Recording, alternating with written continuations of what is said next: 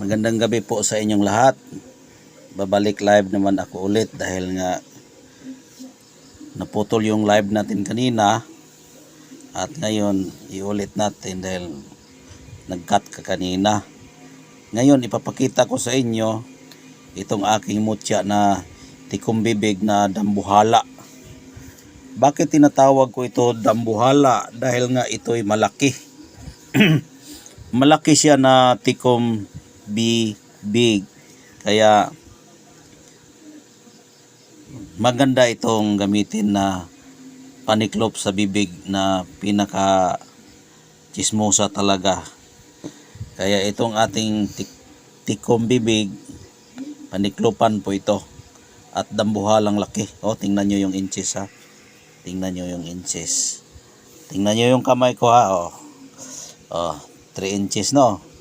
Oo, tingnan nyo. O, dambuhala talaga siya. 2 inches ganyan no. Ang kanyang haba no. Pag dito ay yung tayo niya 2 inches. Tapos yung ganyan niya 3 inches at kalahati yata yun. 3 inches kalahati. Sobrang laki talaga yung yung tikom bibig natin. Ngayon ko lang ito pinapakita sa inyo para ma-surprise din kayo na meron pa tayong tinagong pangtiklop ng bibig. Bakit ito pangtiklop ng bibig? Dahil nga po ay yung itsura niya ganito. Ganito ang itsura niya. Kumbaga ito po yung ngabil. Yan. Tapos ito po yung simod ba, bibig. Nagtiklop siya, hindi na siya ma-open. Kaya tinatawag siya tiklop bibig. Crystallized din ito. Tingnan nyo. Crystallized din yung tiklop bibig natin. Yan. Kaya maganda ito. Maganda talaga itong kalikasan natin. Maganda talaga. Kaya ito ay pampaswerte ito. Sa mga chismosa, ito'y protection din itong paniklop ng bibig. Dahil kapag magsabi tayo ng paniklop ng bibig, sa totoo lang po, sa spiritual po na survey natin, hindi yan siya yung paniklop kasi ibig sabihin sirado. Kung sira lang ating pagbasihan sa spiritual survey natin, maaraming pwede nating ipagsira. Maaring lahat ng butas isira natin, lahat ng naka-open isara natin. Halimbawa lamang sa mga pultahan o pintuan, pwede natin iisira kung mayroon ka nito. Lahat ng mga butas, pwede natin isira sa pamamagitan ng birtod ng tiklop bibig o paniklopan. Kaya balutin mo lang ito ng pulang tila, ihabak mo, tapos magpadya ka 3 beses sa yung halimbawa mayroon kang kaso-kaso sa abogado, ay ikarga mo ito tapos mag-apa ka lang na 3 beses dyan sa pintuan papuntang abogado doon sa husayan ng Hall of Justice. Kapag yung sinasabi mo, hindi na sila makapagsalita dahil dito sa ating tiklop na bibig. Kaya itong tiklop na bibig natin na dambuhala, napakalakas po yung power. Napakalakas yung power. Dahil nga ito'y crystallized din siya. Ibig sabihin po crystallized, hindi na kailangan dasalan dahil crystal po. Ang crystallized kasi, yung crystal, ay yan po ang charger ng ating mutya. Kaya kung may mutya ka, may crystal ka, hindi na kailangan magdasal-dasal ka pa dyan. Dahil nga crystal na yan siya. Pagpalinis kasi yung crystal. Kaya itong ating mutya, pampalinis ito. Ay kung magdasal lamang tayo, kung dito lang sa bato, wag na lang po. Dahil nga ang nagawa po sa ating bato ay walang iba kundi si Diyos, yung Panginoon natin. Kaya malapit na yon nabanggit natin yung ating Panginoong Diyos na malapit na siyang bumalik. Kaya ipapakita na ang kababalaghan ng ating mutya ngayon. Kaya mayroon na tayong dambuhalang mutya na kristal na tiklop bibig. Yan. Kaya ganyan lang yung paggamit. Simple lang po ang paggamit. Yan. Simple lang po. Yan. Ganun lang. Meron akong nakikita nito sa ibang vlogger na ito ang pinakamalakas nilang mutya na dinadala-dala. Yung sa kanila maliit, pero yung sa akin higante. Higanting tiklop bibig. Yan. Napakalaki talaga ang responsibilidad sa mutyang ito. Napakalaki po.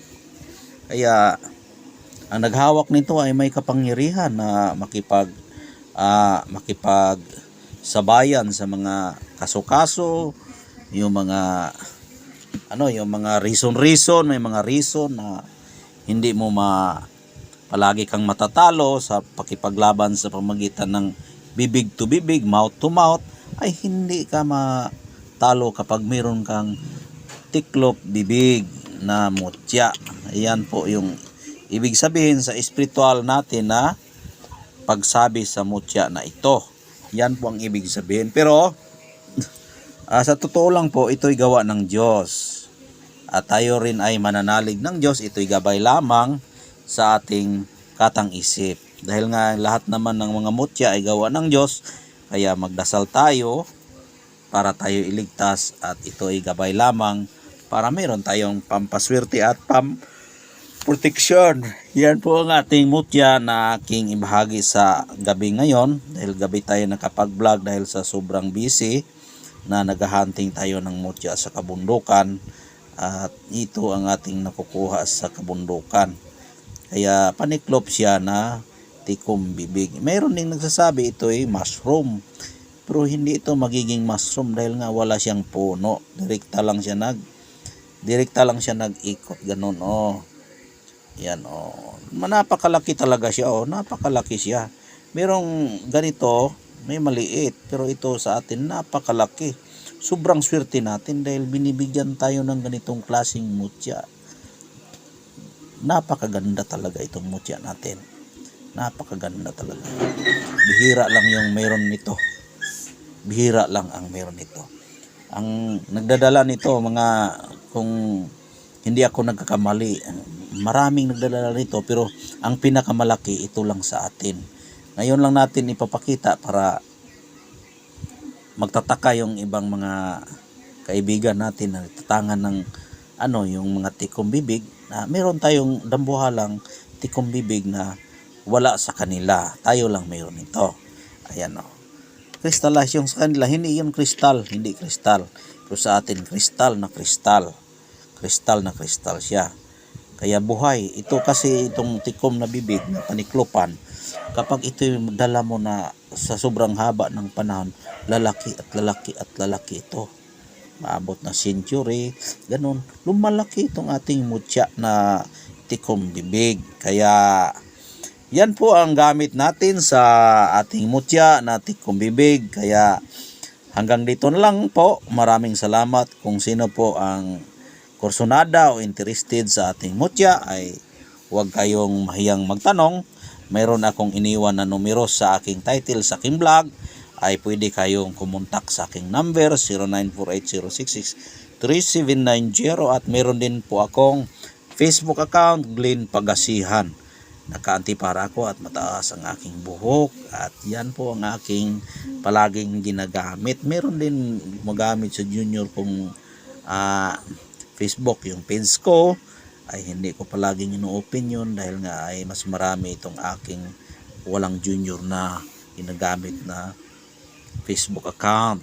Kaya kung nandyan kayo, nakarinig kayo, at maraming salamat talaga sa inyong pagsubaybay mga followers ko. Hindi ko na babanggitin kung sino po yan dahil nga alam kong nandyan kayo lahat na sumuporta sa aking channel.